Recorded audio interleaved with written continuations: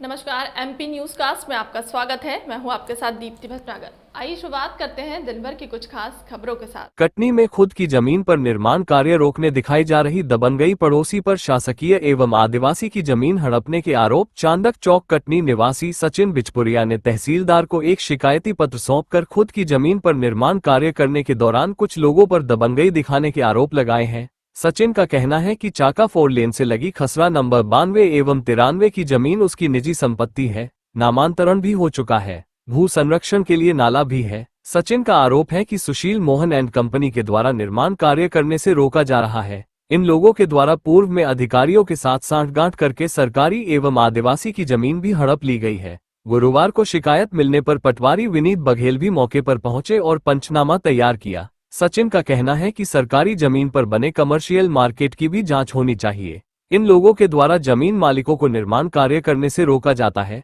डर दिखाया जाता है कि आप जमीन छोड़कर चले जाओ। सचिन ने तहसीलदार से निष्पक्ष कार्यवाही की मांग की है।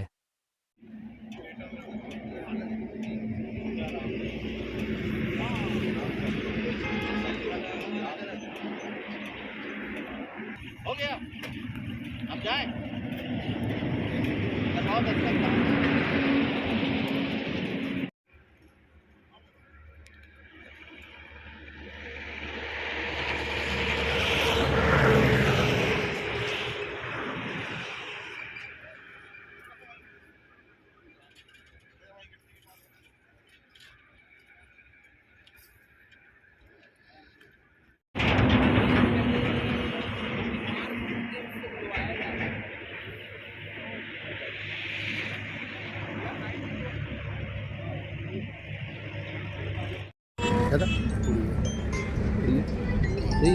हाँ गुड्डू,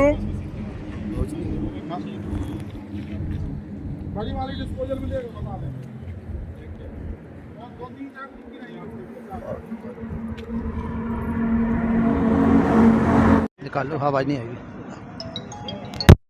अधिकारियों की उपस्थिति में आज हम लोग उन्होंने बोला है कि ईएमएस मशीन आती है इनके तरफ से और हमारे इधर से रोवर मशीन, तो उनके द्वारा सम्मिलित रूप से सीमांकन किया जाए। तो आपकी सीमांकन कार्रवाई स्थगित की है। इनके भी वरिष्ठ अधिकारी उपस्थित नहीं हुए हैं, जो असिस्टेंट इंजीनियर आए हैं ब्रिज कॉर्पोरेशन में, तो उन्हीं के माध्यम से तो आगे की कार्रवाई। आज सीमांकन नहीं हुआ, आज पूर्णतः नहीं हुआ है। इनको स्पष्ट है कि कितना एरिया इस तरफ के भूमि स्वामियों का रोड में जाता है, ये स्पष्ट नहीं होता, तो इन्होंने टीएमएस मशीन 92 और 93 जो खसरा नंबर बता रहे हैं, रोड से उस पार आगे से पलटी हुई, इसका कहीं विभाग के द्वारा क्या हुआ? तो आप खसरा लगा के सब जानकारी निकलवा सकते हैं। इनका समाधान कैसे होगा? न्यायालय सबके लिए न्यायालय में। समस्या ये है इसमें कि हमारा यहाँ पे प्लाट पड़ा हुआ है और केवल हम ही को समस्या हो रही है यहाँ कंस्ट्रक्शन करने में। बाकी लोगों के नव निर्माण चल रहे हैं। ये सामने कोई तीर्थानी जी करके हैं, उनकी तरफ से कोई समस्या नहीं है, ना कि सरकारी अमले को समस्या है, ना किसी को समस्या है। समस्या जो भी है केवल हमारे प्लाट में है। यहाँ खसरों की अदला बदली भी हुई है बिना जो है बंदोबस्त के।